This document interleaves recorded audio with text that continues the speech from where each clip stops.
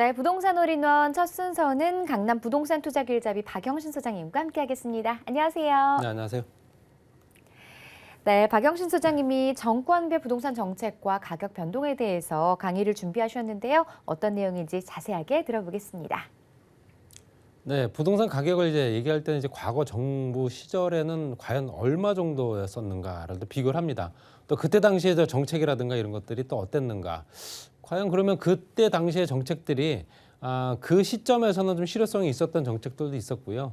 그렇지 못했던 어떤 정책도 있었기 때문에 이번 정부 실제로 5년 정도 임기 이제 거의 채워가지만 뭐 떠오르는 거는 집값 상승이라든가 뭐 전세값 상승, 그다음 매물 잠김, 뭐 증여 상속, 뭐 최대치, 뭐 이런 형태, 또 종부세까지 뭐 이런 형태의 뭐 얘기가 떠오르긴 하는데 안정화됐다라는 건 한 번도 들어본 적이 없죠. 그렇기 때문에 당연히 다음 어떤 정부에서는 그런 정책을 많이 펼치기를 기대를 하면서 정권별 부동산 정책과 가격 변동에 대해서 한번 말씀드려 보겠습니다. 일단 이제 과거로 거슬러 올라가게 되면 이제 노태우 대통령 때가 이제 일기 신도시가 만들어진 때죠. 이제 88년도부터 93년도까지 공급을 확대하고 신도시 건설해서 3차 국토 종합개발 계획 등이 이때 나오는 겁니다. 그래서 주택 200만 호가 만들어졌다. 일기 신도시 분당, 일산, 3번, 중동, 평촌 이렇게 만들어졌던 거고요. 분양권 전매 금지라든가 토지 공개념, 3법, 양도세 강화, 임대차 보호법 등을 개정을 했던 시기고요. 그럼에도 불구하고 가격은 실제로 전국적으로 43.4%가 올랐고요. 그중에서 아파트가 70%, 그리고 서울 지역이 42.3%가 주택가격이 올랐는 그중에서도 70% 정도는 아파트 값이 올랐다는 얘기입니다. 그러니까 결론적으로 이제 어떤 규제책이 들어가고 공급과 같이 어울려서 진행됐긴 했었으나 실제적으로 이제 집값을 조금 잡기는 좀 어려웠던 시기였다라고 보여지고요. 그 다음이 이제 김영삼 정부 때였는데요. 98년도까지죠. 주택가격 안정 또는 IMF 외환 위기 이때가 이제 시작됐던 시점입니다. 그렇다 보니까 안정화 정책을 많이 유지를 했죠. 지금 시장을 좀 안정화시키자라는 어떤 그런 정책 기조였기 때문에 금융 부동산 실명제라든가 수도권 분양가 자율화, 거기에 양도세율 감면 이런 형태로 해서 부동산 경기를 좀 활성화시키기 위해서 좀 애를 썼던 시기고요. 실제적으로 이제 국가 위기 상태에 접어들기 시작했기 때문에 집값 상승률이 그렇게 많지가 않았습니다. 그래서 전국적으로 봤을 때는 마이너스 2.0%였고요. 뭐 그럼에도 이제 아파트 값은 3.2%가 올랐다 보여지고요. 서울 지역은 마이너스 2.9% 정도 전체적인 주택 가격이 떨어졌는데도 불구하고 2%가 올랐다. 결론적으로 아파트 가격은 계속 이제 상승세였다라고 말씀드릴 수 있고요. 그 다음에 이제 김대중 정부 때가 이제 IMF가 계속 이제 어떤 그 과도기적인 어떤 그 시점이었기 때문에 그때 당시 이제 탈출하기 위해서 IMF 위기를 탈출하기 위해서 굉장히 애썼던 시기죠. 그러다 보니까 주택시장이 이제 활성화를 정책을 목표로 잡았고요.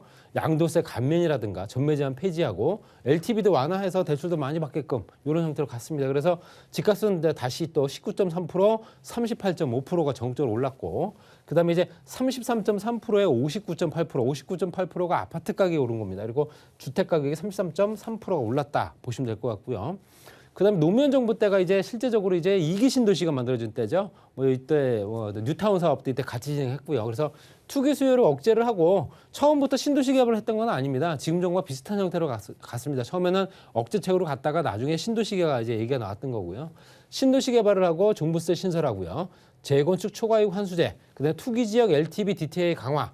요 내용들이 대부분 다 이제 이번 정부에서 그대로 이제 썼던 규제책이다 보시면 될 것 같고요. 그럼에도 불구하고 집값은 24.2%에 33.6% 올랐고요. 서울 지역이 가장 많이 올랐죠. 44%에 57.8% 정도 올랐기 때문에 거의 한 2배 정도 올랐다 보시면 될 것 같습니다.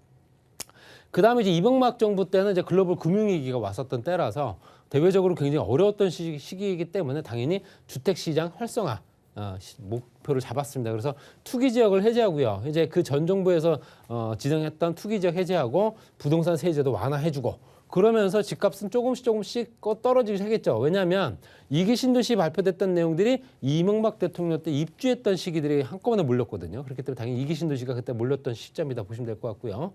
13.1%에 15.9% 정도 올랐고요. 오히려 이제 서울 지역 같은 경우는 이제 집값이 조금 떨어졌던 시기가 이때다 보시면 될 것 같습니다. 그다음에 박근혜 대통령 때가 주택시장의 침체가 지속되다 보니 규제 완화책으로 이제 실제로 규제를 완화했다라고 보시면 될 것 같고요. 그래서 LTV, DTI 완화하고 부채 관리하고 청약 조정 대상 지역도 지정을 해서 실제적으로 조금 더 활성화될 수 있게끔 대출도 많이 해주고 집을 살 수 있게끔 만들어줬던 시점이 이때다. 그래서 집값은 8.7%에 9.9% 정도, 그리고 7.8%에 10.3% 정도 올랐다 보시면 될 것 같고요. 그 다음에 이제 이번 정부죠. 문재인 정부에서는 수도권 아파트 가격이 급등했기 때문에 당연히 투기 수요 억제 정책이 나왔다. 이렇게 얘기합니다. 그래서 투기 지역을 확대하고 다주택자 중과라든가 LTV, DTI 강화 또는 공시가격 인상이라든가 공정시장 가격 비율 인상 뭐 이런 것들이 같이 지정됐는데 뭐 노무현 대통령 때 그대로 이제 연결된 정책이다 보시면 될 것 같고요. 그럼에도 불구하고 집값은 실제적으로 24.9%에 29.7%, 그다음에 아파트 값은 54.4%가 거의 평균적으로 올랐다 보시면 될 것 같습니다. 그래서 이 도표를 보시게 되면 전체적으로 떨어진 시점은 이제 한 번밖에 없죠. 김영삼 정부 때. 그러니까 결론적으로는 이제 88년도부터 해서 2017년도까지 꾸준하게 계속 집값은 오르고 있다. 이렇게 보시면 될 것 같습니다. 그래서 그 폭이 얼마가 됐느냐 그게 중요한 거지. 실제적으로 상승폭은 계속 유지가 됐었다. 이렇게 말씀드릴 수 있고요. 그러면 부동산 정책이 어떤 시점이었는가 보시게 되면 노무현 대통령, 노태우 대통령 때는 현재 규제책을 많이 썼던 때고요. 그 다음이 이제 김영삼, 김대중 때까지는 이제 완화, 뭐 금융위기라든가 외환위기 때문에 그렇죠. 거기다 노무현 대통령이 이제 규제책을 다시 썼죠. 완화책 다음에 규제 이렇게 반복이 되기 때문에 그 다음에 이명박 박근혜 대통령 때는 완화책을 썼고 그 다음에 이번에 이제 규제책을 마련하고 있습니다. 자, 이 도표를 보시게 되면 공통점이 하나 있습니다. 규제책을 썼던 시점에 현재 집값 상승률이 오히려 더 높습니다. 그렇다는 얘기는 규제책이 실제적으로 집값을 잡기 위한 절대적인 정책은 아니다라는 방증이고요. 그렇기 때문에 이런 규제책을 실제적으로 어느 정도 적절하게 써주느냐, 규제와 공급을 어느 정도 공급량과 규제책을 적당하게 배분을 해주느냐, 이게 중요한 거지. 무조건 일본대로 규제를 한다고 해서 집값을 잡을 수 있지는 않았었다는 얘기입니다. 이번 정부에서도 마찬가지고요. 역대 지금 현재 뭐 집값 상승률이 최고치를 찍고 있기 때문에 당연히 이렇게 많은 규제책이 나옴에도 불구하고 집값은 계속 끝을 모르고 오르고 있는 상황입니다. 그래서 보여지는 규제책이 부동산 정책의 전부는 아니다라고 말씀드리고 싶고요. 정권별 재건축에 관련된 내용도 좀 들어가 있습니다. 그래서 재건축 같은 경우는 노무현 정부 때는 실제적으로 재건축 초과이익 환수, 재건축 후분양제, 초고층 재건축 불허 50층 미만까지밖에 안 되는 거죠. 이제 50층까지도 못 짓고 35층이죠. 재건축 안전진단 기준 강화, 소형면적 의무 비율 도입. 이 내용을 보시게 되면 지금 현재 재건축 규제와 똑같습니다. 그렇기 때문에 이때 썼던 규제가 그대로 2003년도의 정책이 그대로 반영이 된 걸 보실 수 있고요. 이명박 정부 때는 이제 완화책을 이제 어느 정도 만들어 놨기 때문에 초과의 부담금 부과를 유예를 시키고 기반시설 부담금 제도 폐지하고 재건축 후분양제 폐지, 또 조합원 지위 양도 금지까지도 폐지시켰습니다. 그리고 전매 제한 기간 단축하고 소형 및 임대주택비 의무비를 사실상 폐지해서 임대 의무주택, 그러니까 임대 비율이 작아지게 되면 일반 분양 물량이 늘어나겠죠. 그렇기 때문에 당연히 집을 갖고자 하는 사람들의 어떤 수요가 절대적으로 필요했던 시점이고요. 용적률 법정 한도까지 상향. 이때가 이제 그랬던 때고요. 박근혜 정부 때는 재건축 연한도 30년으로 단축, 원래는 40년이었죠. 초과의 부담금 부과 추가 유예를 했고요. 또 전용 85제곱미터 이하 의무 확보 요건 중에 연면적 기준을 폐지하고 여러 가지 조건 중에서 건축을 많이 할 수 있게끔 공급을 늘릴 수 있게끔 방법을 찾아줬다는 얘기고요.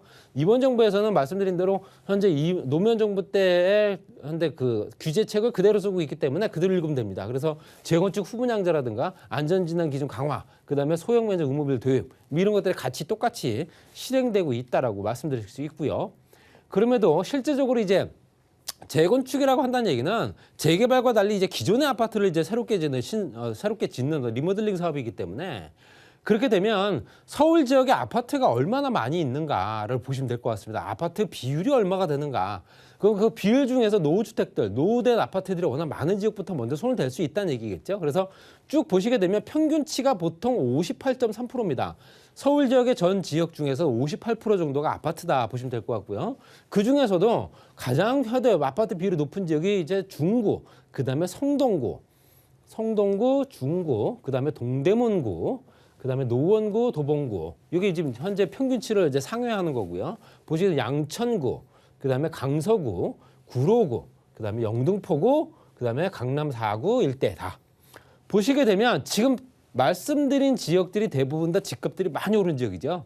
그렇기 때문에 당연히 아파트 비율이 높으면서 노후화된 주택단지가 많은 지역들은 재건축에 어떤 영향을 많이 받을 수밖에 없기 때문에 그만큼 집값, 주변에 있는 집값 상승률을 주도한다라고 보시면 될 것 같아요. 그래서 실제적으로 서울 지역의 아파트, 이런 노후된 아파트들이 재건축될 수 있는 지역들은 대부분 다 이런 지역에 몰려 있다라고 말씀드리고 싶고요. 나머지 지역들, 평균선을 이제 하회하는 지역들 같은 경우는 이제 재개발로 가야 된다라고 말씀드리고 싶고요. 그렇기 때문에 재개발 지역과 재건축 지역이 딱 구분이 된다, 이렇게 말씀드릴 수 있습니다.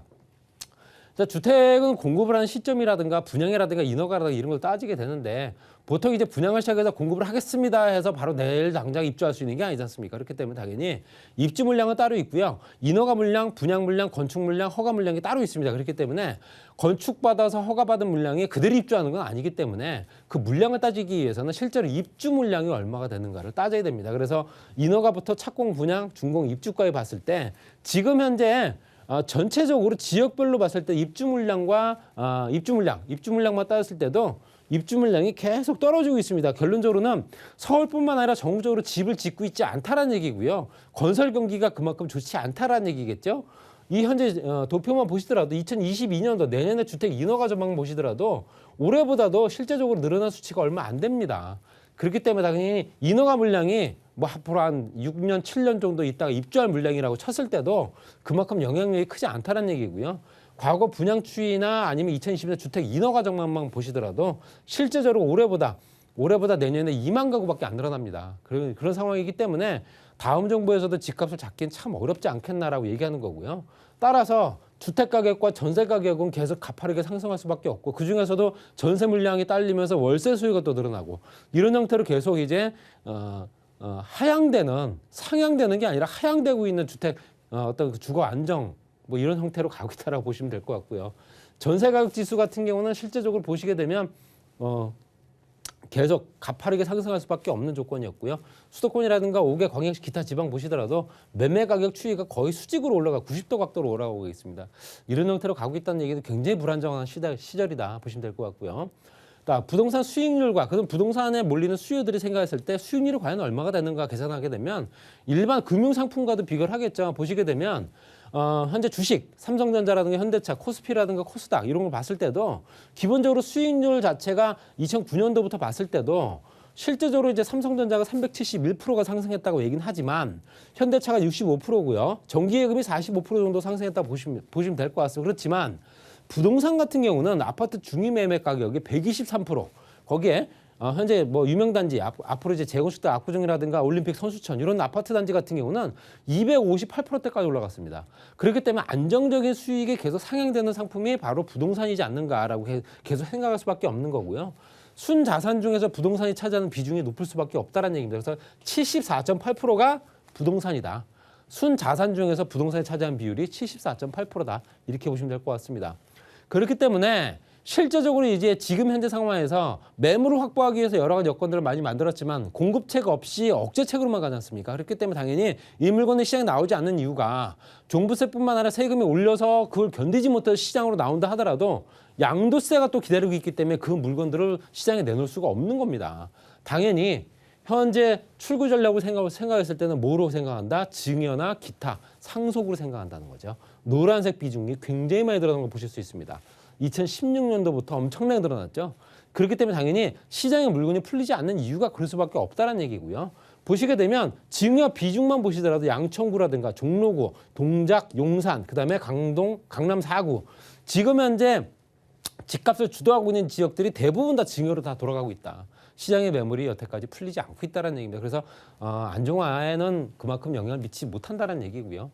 따라서 또 갭 투자할 수 있는 여건들도 충분히 만들어졌죠. 전세가가 상승하면서 어떤 소액으로만 투자할 수 있는 여건들 보시게 되면 금리라든가 수요라든가 심리가 작용을 하면서 주택 가격이 상향을 하고 또는 공급 세금부터 대출까지 연결되는 부분이기 때문에 실제적으로 갭 투자나 대출 규제가 없기 때문에 대출 필요 없지 않습니까? 대출 규제 필요 없이 갭 투자가 가능하죠. 다주택자뿐만 아니라 1주택자, 실수요자들도 가능하다는 얘기입니다. 거기에 자가 수요가 증가가 되고 여기 자가 수요가 증가가 돼서 실제로 1주택자들이 실수요자 목적에서 자가 수요가 증가가 되는데 집을 사기 위해서 내가 거주해야 되기 때문에 당연히 대출을 받아야 됩니다. 그래서 대출 규제가 들어가고 있죠. 당연히 그러다 보니까 월세보다 전세가 낮은 주거 비용이라다 전세자금 대출 지원 이쪽으로 이제 내 집을 살기보다는 남의 집 살이를 더할 수밖에 없는 조건들, 전세 수요가 증가되고 전세 가격이 상승할 수밖에 없기 때문에 다시 몰려드는 이런 형태로 가고 있다라고 말씀드릴 수 있습니다. 그래서 지금 현재 상황에서는 앞으로 이제 5년 동안의 부동산 정책을 어떻게 만들 건가 가장 중요할 테고요. 공급량부터 해서 시장 물건이 풀릴 수 있는 여건들 충분히 만들어져서 현재 돌아가지 않던 부동산 시장이 계속 돌아갈 수 있게끔 원활하게 돌아갈 수 있는 자유 경제 시장이 됐으면 좋겠다. 이렇게 말씀드리고 정리하겠습니다.